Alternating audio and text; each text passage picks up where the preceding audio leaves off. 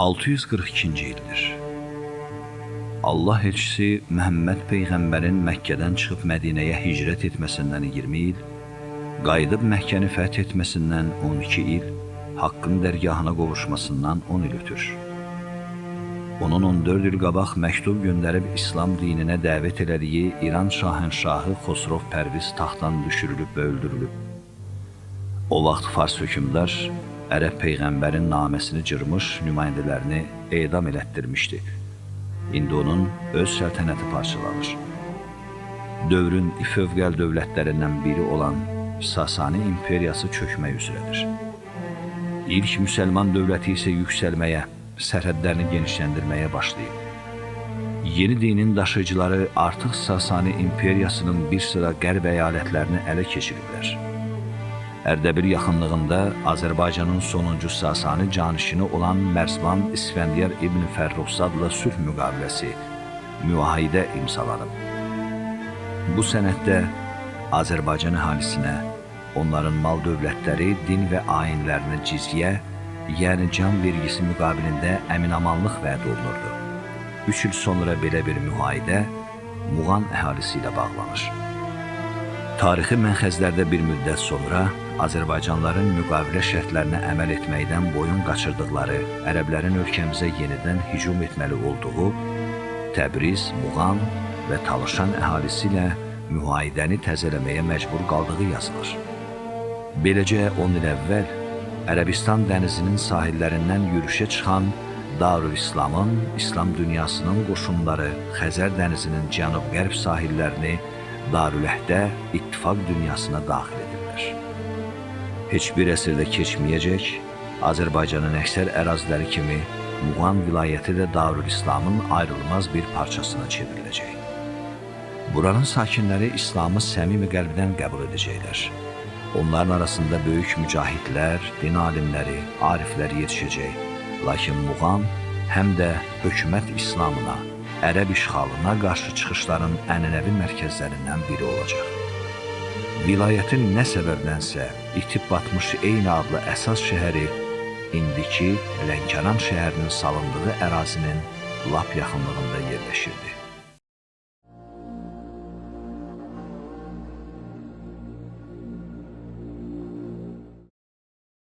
Qədim Muğan şəhərinin yalnız köhnə əlyazmalarda adı qalıb. Ərəb xilafəti uzaq 1258-ci ildə süquta uğrayıb. Lakin qeyri-ərəblər ərəblərin yaydığı dinə heç də onlardan az sadiq deyildir. Xilafətdən sonraki bu 6 əsr ərzində Darülislamın hər yerindən göyə ucalan azan, minacat, dua səsləri bir gün belə dayanmayıb. Hakim sülalələr bir-birini əvəz edib. İslam orduları hərdən öz aralarında, hərdən də Darül Hərblə hərb ediblər. Tarixdə gah bu, gah digər müsəlman dövləti yüksəlib. Digər zamanı dəyişib. İqbal müsəlmanlardan üz döndərib. İslam dünyası İslamın ilk dövründən və ilkin mahiyyətindən uzaqlaşdıqca öz qüdrətini itirə-itirə gedir.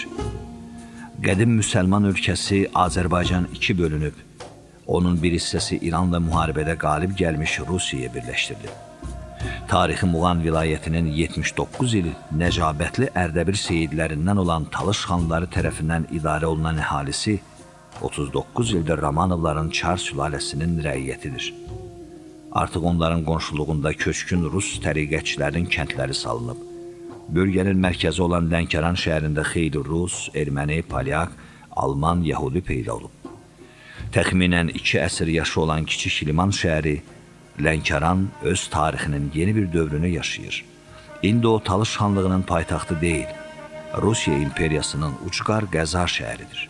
Şan şövkətli Lənkəran qalası Rusiya-İran müharibəsinin dağıdıcı izlərini saxlasa da, onun hündür divarları və bürcləri görənləri hələ də vahiməyə salır.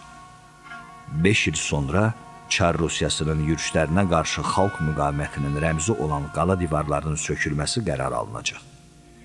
4 bürcdən də təkcə ikisi salamat qalacaq. Hələliksə bürclərin birindən zindan kimi istifadə etməyə başlayıblar. Digəri 3 ildir ki mayaqdır. Talış xanlarının keçmiş ehtişamından xəbər verən Xan Sarayı, Şahnişin də bilərəkdən baxımsız buraxılaraq xarabazara çevrilir. Qalanı Cənub Bayır şəhəri və Şimal Bayır şəhəri əhatə edir. Ümumilikdə Lənkəranda 1000-ə yaxın fərdi ev var. Burada 5000-ə qədər əhali yaşayır. Onlar Rus üsul idarəsinin ikili təsirini öz üzərlərində hiss edirlər. 1200 ilin müsəlmanı olan Azərbaycanlılara xristian çarın təbəliyinə öyrəşmək xeyli çətindir. Bununla bərabər bu torpağa qədəm basan yeni sivilizasiyanın mütərəqqi yönlərini də görməmək olmur.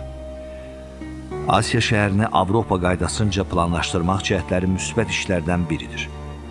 Nəticədə Lənkəranın içəri şəhəri, qala ərazisi xeyli səliqəli və abad görkəm almağa başlayıb. Şəhərin Cənub Bayır şəhəri isə sərbəst şəkildə böyüyür. Bura həm də yuxarı başlayırlar. İlk sakinləri əsasən yerli adamlardan ibarət olan bu hissə get-gedə inkişaf edir. Gəlmə, tacir və sənətkarların hesabına genişlənir. Şəhər bazarının da burada yerləşməsi yuxarı başın həm özünü, həm adını dəyişir. Daha Cənub Bayır şəhəri tez-tez Böyük Bazar kimi təqdim edilir. Böyük Bazar sakinlərinin peşəsi ilə adlandırılan bir neçə məhəllədən ibarətdir. Ələkçilər, qalayçılar, çörəkçilər, tacirlər, çarıqçılar, dabbaqlar, şeşguşə. Bundan başqa gəlmələrin haralı olduğunu soraq verən Şəkililər, Qarabağlılar, Dağlılar məhəlləsi də var. Bu müsəlman əhalinin öz dini ayinlərini yerinə yetirməsi üçün bir məbədə çoxdan ehtiyacı var idi. Şəhərin xristian pravoslav icmasının kilsəsi artıq bir neçə ildir İsəvilərin sərəncamındadır. Sonralar çoxmillətli Lənkəranda daha bir pravoslav məbədi, katolik və alman kilsələri, Yahudi sinaqoqu tikiləcək. İlk məscidin inşası isə 1864-cü ilə təsadüf edir. Hərçənd xanlıq mərkəzi olmuş bir şəhərdə bundan qabaq müsəlman məbədinin olmaması inandırıcı deyil. Çox güman ki, əvvəllər qalanın içərisində məscid olub, lakin o da şəhərdəki bəzi başqa tikililərin Rusların hücumu nəticəsində uğradığı aqibəti bölüşüb. Böyük Bazar məscidinin əsasən Hacı Mirağa Mirtağızadə adlı imkanlı və olduqca mömin bir zatın təşəbbüsü və vəsaiti ilə tikildiyi bildirilir. Əlbəttə ki, o bu işi tək görmür.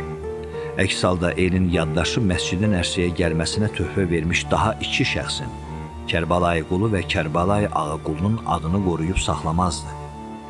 Lakin xalqın təkidi ilə məscidin bünövrəsi üzərinə ilk kərpici Mirtağızadənin qoyması onun bu şərəfə hər baxımdan daha layiq olduğunu göstərir. Deyilənə görə bu Peyğəmbər övladı kamil iman əhli, çəkingən və əməli salih bir adam olub. Uzun ömrü ərzində bir dəfə də olsun orucunu, namazını qəzaya verməyib. Böyük Bazar məscidi bölgənin ən sevimli hörgü materialı olan bişmiş qırmızı kərpicdən hörülür. Məscidin damı kirəmitli örtülür, zalına xonça qapılar açılır. Məscidə 4 dənə şəbəkəli pəncərə qoyulur. Şəbəkələrə al-əlvan şüşələr geyindirilir. Bu da təbiətdəki zənginliyi, rəng və naxış müxtəlifliyini ilahi qüdrətin nişanəsi kimi təqdim edən Quran kəlamı ilə səsləşir. Tikilinin tavanı palıd ağacından hazırlanır. Məscid zalının tən ortasında onun uzunluğu boyu ağacdan 5 sütun ucaldılır. Bunlar yalnız tavana dayaq və ya dekorasiya məqsədi daşımır. Sütunların rəmzi mənası da var. 5 sütun İslam dininin Allah kitabından sonra ikinci dirəyi olan məsum beşliyə, Peyğəmbərə və onun qızı Fatimə, kürəkəni Əli, nəvələri Həsən və Hüseyndən ibarət əhl-i beytinə işarə vurur. Böyük Bazar məscidinin həyətində müxtəlif illərdə 6 təkyə tikiləcək. Hər birinə də onu inşa etdirən şəxslərin adı veriləcək. Kərbəlayı Hüseynin, Hacı Manafın, Hacı Ələsgərin, Kərimovların, Hacı Ağa Əkbərovun və General Mir İbrahim xan Talışxanovun təkyəsi. Sonuncu təkyəyə Xalq Yaranal xanın təkyəsi deyəcək. Bu, Talış xanzadəsi görkəmli hərbçi, maarifpərvər ziyalı, xeyriyyəçi bir şəxs, olduqca maraqlı bir insandır.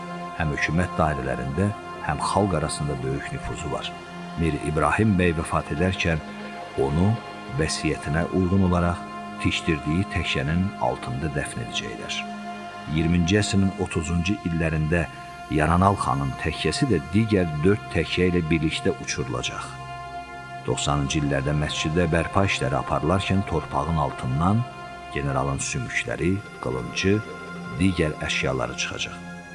Böyük Bazar məscidinin həyətindəki təkkilərdən 21-ci əsrə bircə Hacı Ağa Əkbərovun təkyəsi miras qalacaq. 19-cu əsrin son, 20-ci əsrin ilk rübündə Böyük Bazar məscidi şəhər möminləri və müsəlman qonaqların şövqlə üz tutduqları məbəd, dini maarif ocağı, hər gün səhv bağlayıb namaz qıldıqları səcdəgah, hər fitrə, qurban, mövlud, Novruz günündə bayramlaşma yeri, hər aşurada matəmgah olacaq. Ona Molla Mirəhməd Axund, Şeyx Hüseyin Axund, Molla Ağabala Axund, Molla Vəli Axund, Mirzə Məhəmməd Hüseyin Axund kimi nüfuzlu din xadimləri başçılıq edəcək. 1922-ci il məscidin tarixinə əlamətdar bir hadisə ilə düşəcək. Azərbaycanın o zamanki rəhbəri Nəriman Nərimanov Lənkərana səfəri əsnasında adətinə sadiq qalaraq Böyük Bazar məscidində əhali ilə görüşəcək. Lənkəranlıları Şura hökumətini dəstəkləməyə çağıracaq.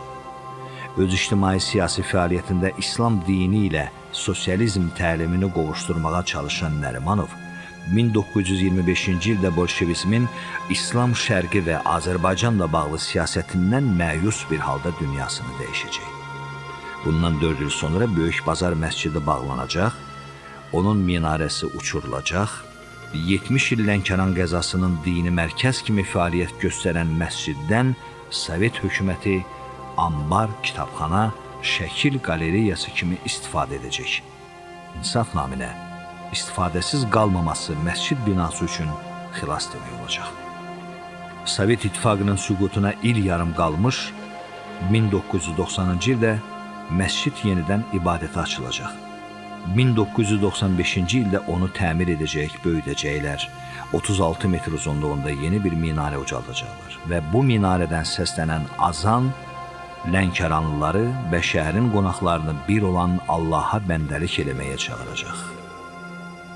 Bütün bunlar mütləq, amma gələcəkdə baş verəcək. Hələliksə 1864-cü ildir. Böyük Bazar məscidi möminlərin ixtiyarına təzəlikcə verilib. O, 42 il ta 1906-cı iləcən Lənkəran şəhərində yeganə müsəlman ibadətgahı olacaq.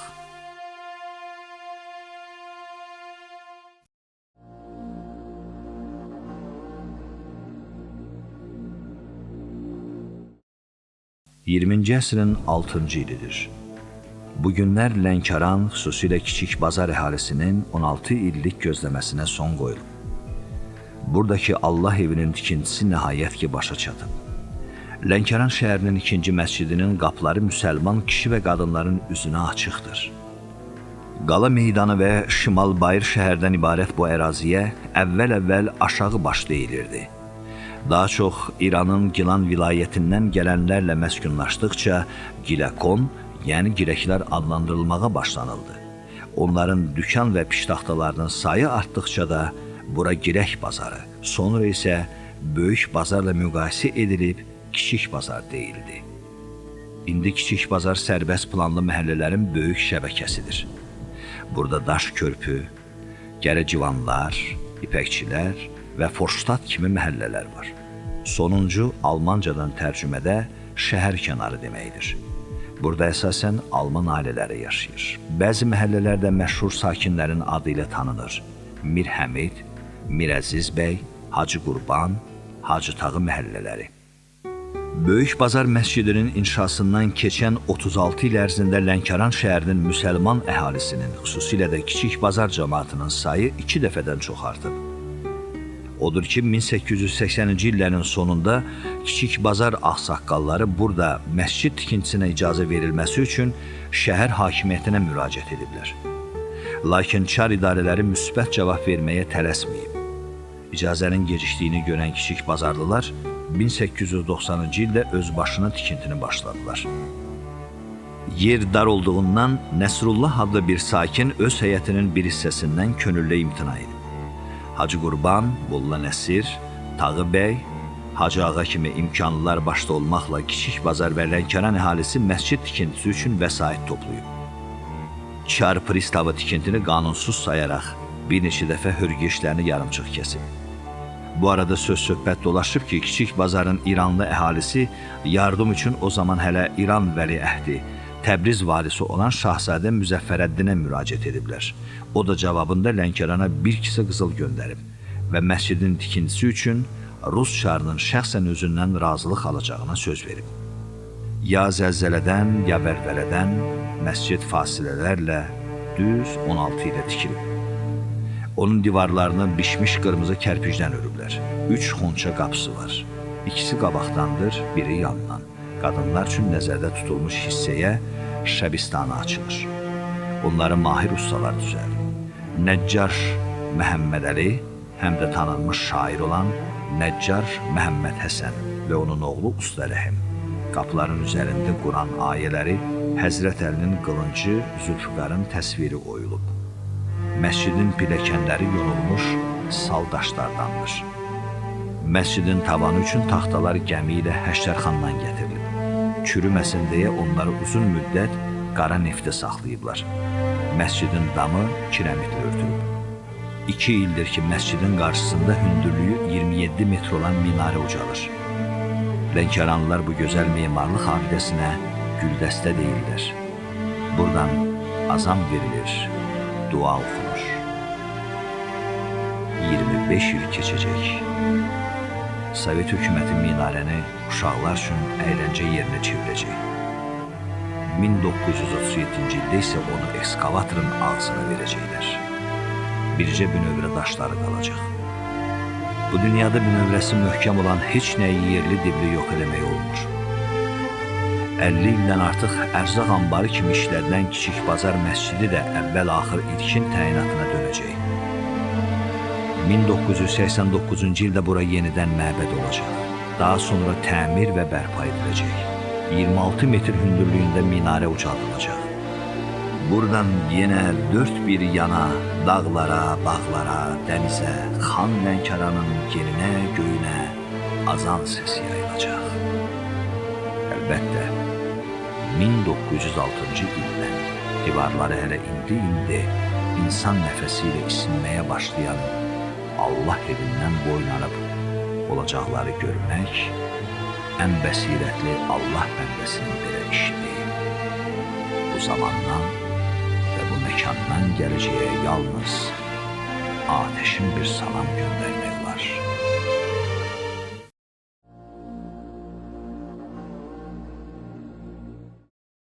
Lənkəranın bu qoşa məscidlərini ziyarət, tarixlərinə səyahət edəndə keçmişin salamını aldıq. O bircə kəlməlik salam dedi ki, bu dünyada bütün yollar həmişə və hər yerdən məbədə, Allah evinə aparmır. Amma həmişə və hər yerdə heç olmasa bircə yol var ki, məbəddən, Allah evindən başlayır və məbəddə Allah evində qutarır. O bircə kəlməlik salam dedi ki, Allah evi, Allah bəndəsinin yol göstərəridir. Onu tanısaq, azmaz, azdırmarıq. Keçmişin ismarış dolu salamını bizə çatdıran tarixi Lənkəran məscidlərinin hələ gələcəyə də deyəcəkləri var.